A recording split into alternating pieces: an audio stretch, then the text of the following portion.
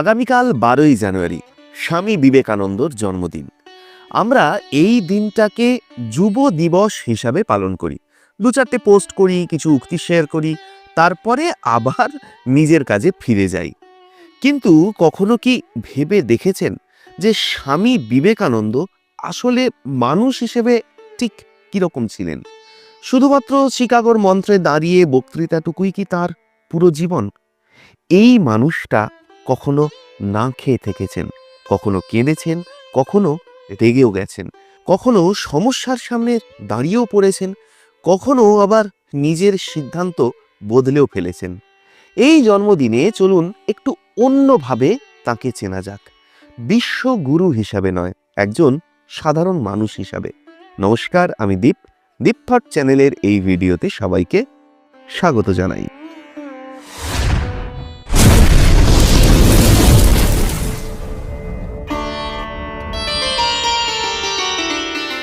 এক তরুণ যিনি নিজের বিশ্বাসের জোরে কেবল একটা ধর্মসভা নয়, একটা গোটা জাতির আত্মবিশ্বাসকে তুলে ধরেছিলেন বিশ্বের দরবারে। শিকাগোর সেই বজ্র নিনাদের কথা ইতিহাসের পাতায় তো লেখা আছেই, কিন্তু এই মহামানবের জীবনে এমন কিছু কিছু মুহূর্ত ছিল যেগুলো চিরকাল কিন্তু আলোচনার বাইরেই থেকে গেছে। এমন কিছু ঘটনা যেখানে তিনি শুধুই একজন দার্শনিক নন, একজন রক্তমাংসের মানুষ। আজ তেমনি 10টা কম জানা গল্পের দিকে একবার চোখ ফেরানো যাক।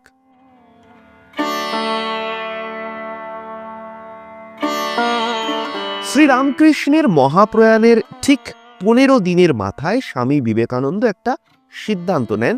তিনি ভারত ভ্রমণে বেরোবেন, সঙ্গে নেবেন তার সহযাত্রীদের রাখালচন্দ্র ঘোষ, তারকনাথ ঘোষাল এবং বাবুরাম ঘোষ। এই 4 জনের যাত্রা শুরু হয় অনিশ্চিত ভবিষ্যতের দিকে।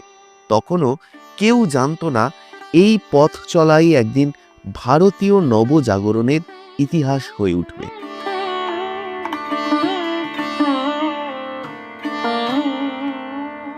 1887 সাল বারাণসীর রাস্তায় স্বামী প্রেমানন্দের সঙ্গে হাঁটছেন স্বামীজি।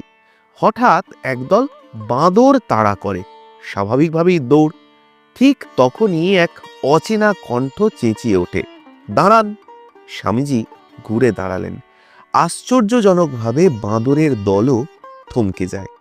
পরে স্বামীজি বলেছিলেন, সমস্যা থেকে পালালে মুক্তি নেই, তার চোখের দিকে তাকিয়ে দাঁড়িয়ে পড়তে পারলেই ভয় হার মেনে যায়।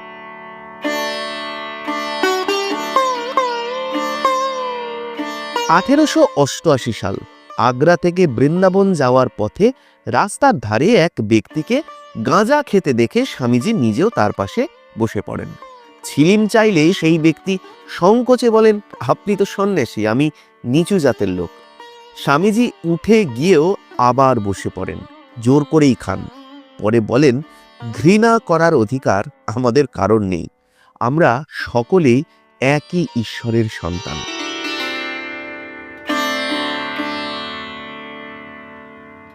একদিন স্বামীজি স্থির করেন আর কারো কাছে খাবার চাইবেন না, মানুষ যদি দেয় তবেই গ্রহণ করব। দুপুর পেরিয়ে যায়, খিদেয় কাতর তিনি। হঠাৎ পিছন থেকে একজন ডেকে উঠলেন, মহারাজ! কিছু না দেখেই তিনি দৌড় দেন। শেষে সেই কণ্ঠ বলে, দয়া করে খাবার গ্রহণ করুন। স্বামীজির চোখ ভিজে ওঠে।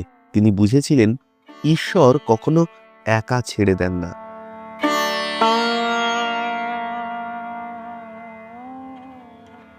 হরিদ্বার যাওয়ার পথে পরিচয় হয় শরৎচন্দ্র গুপ্তর সঙ্গে, একজন অ্যাসিস্ট্যান্ট স্টেশন মাস্টার।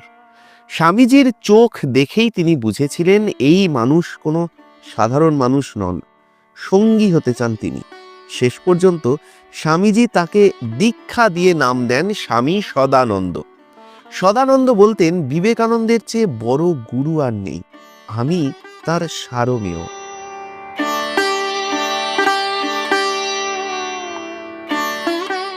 1890 সালে গাজীপুরে স্বামীজি শোনেন পোহারি বাবার কথা। তাকে মহাপুরুষ মনে হয়, দীক্ষা নেওয়ার সিদ্ধান্ত নেন। কিন্তু ঠিক আগের রাতে স্বপ্নে শ্রীরামকৃষ্ণ দুঃখ ভরা মুখে দেখা দেন। পরপর 21 দিন সেই একই স্বপ্ন। স্বামীজির সিদ্ধান্ত বদলান। গুরু বদলানো যায়, কিন্তু আত্মার ডাক উপেক্ষা করা যায় না।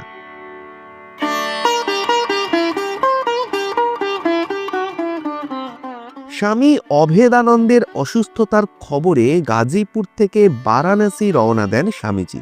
পথে জানতে পারেন বলরাম বসু প্রয়াত। চোখ বেয়ে জল নেমে আসে। প্রেমদা দাস মিত্র বলেন, সন্ন্যাসীর কাঁদতে নেই। স্বামীজি তাতে প্রচণ্ড রেগে যান। রেগে গিয়ে বলেন, আমি এমন সন্ন্যাস মানি না যেখানে হৃদয়কে পাথর বানিয়ে দিতে হয়।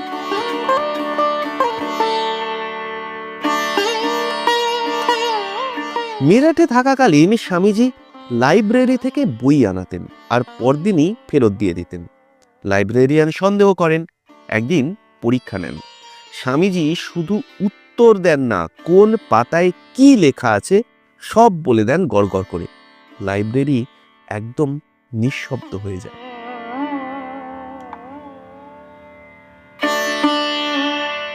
আজ যাকে বিশ্বগুরু বলা হয়, তার পরীক্ষার নাম্বার কিন্তু তেমন একটা উজ্জ্বল ছিল না। এন্ট্রান্সে মাত্র 47%, এফএতে 46%, বিএতে 56%। কিন্তু নম্বর কখনো জ্ঞানের পরিমাপক হয় না। বিবেকানন্দই তার সবচেয়ে বড় প্রমাণ।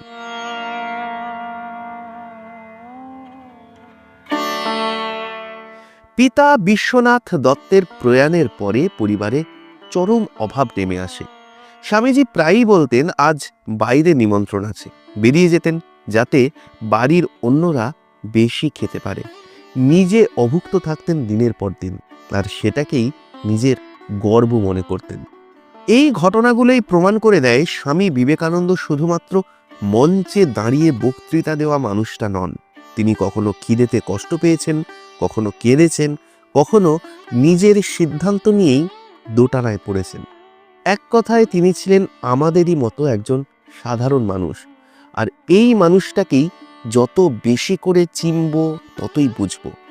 মহান হওয়া মানে কিন্তু সবসময় নিখুঁত হওয়া নয়।